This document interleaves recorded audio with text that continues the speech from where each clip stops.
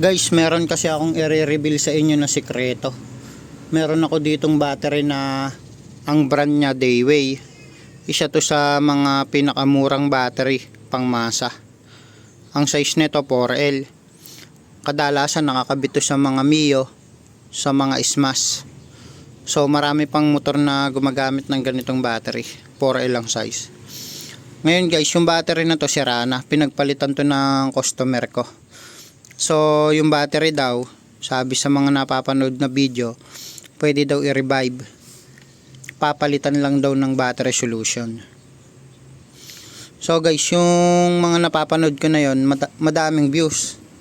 Nagmi-million views pa nga eh. Pero actually guys, para sa akin lang, walang katotohanan yon. Basta sira na po kasi yung battery, hindi na rin po yan mare-revive. Kasi sira na nga po. So ganito ginagawa nila. Voltage nilang ganyan. Papakita sa video na yung battery wala nang buhay, wala nang voltage. Ayan, ayan ayaw. Halos ayaw nang umilaw guys. Wala na siyang karga. Ayan. Ngayon ang gagawin nilang technique dyan, bubuksan nila to, yung takip. Ayan, actually mabilis lang palang buksan, tinungkab ko lang siya ng kuko. So ayan guys. Tapos makikita nyo dito yung mga takip, 6 yan. May mga butas yan, tatanggalin nyo lang. Ayan, tapos sasalinan nila ng battery solution. Actually yung iba meron pang mga ibang tubig na nilalagay dito. Yung nabibili online na pang repair daw ng battery, na kapag sinalinan daw mabubuhay yung battery. Ngayon ang ginagawa nila, kapag sinalinan to ng tubig o battery solution, i-charge nila.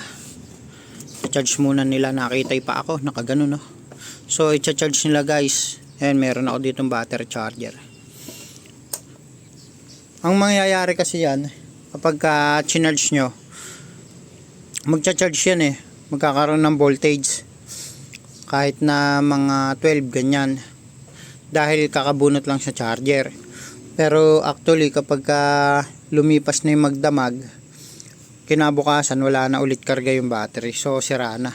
Sa mga video kasi na napapanood natin, pinapakita lang na nagkaroon ng voltage yung battery. Ayan, kapag kabubunot sa charger, ibo-voltage nila, ipapakita nila, uy, nabuhay yung battery. So ayan guys, hala. Ngayon tatry natin, papakita ko po sa inyo. I-charge natin ng konti. Pero bago natin i-charge, salinan muna natin ng battery solution. May nakagayak na ako dito yung ayan, pinagsobrahan nung pinagbilan ko kahapon. So isasalin ko dito sa battery para matry natin. Papakita ko sa inyo guys.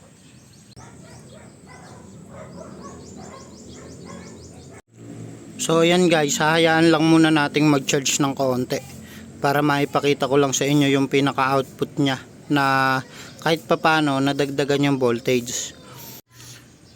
So ito guys, na-charge ko na siya. Mga 10 minutes lang yata. So try natin, papakita ko lang sa inyo ang magic.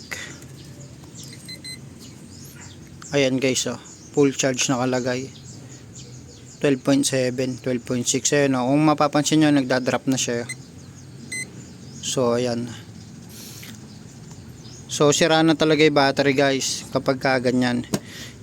Pero kung chinarge ko to ng mga 1 oras siguro, baka naipakita ko sa video na kahit papaano nasa 13 volts. Tapos sabi ko nga, kapag lumipas na yung magdamag, wala na, kinabukasan mahina na ulit yung battery. So yun lang guys yung sekreto ng ginagawa nilang video, na pwede daw i-repair yung battery. Ngayon guys, kapag yung battery naman, limbawa buo pa naman talaga yung battery, nalobat lang, ang gagawin lang naman dun is charge, tapos babalik na yun sa dati. Pero ang ginagawa kasi nila, nalobat yung battery buo, papalitan nila ng tubig tsaka i-charge. Akala ngayon nila na-revive yung battery dahil sa pagsalin nila ng tubig. So hindi ganon. Once nasira na talaga yung battery, hindi na po nare-repair yan. Pero kapag buo yung battery, talagang nabubuhay siya kapag chinarge nyo. Ang lifespan naman ng mga battery nasa 2 to 3 years, depende rin sa paggamit. So yun lang guys, sana nakatulong.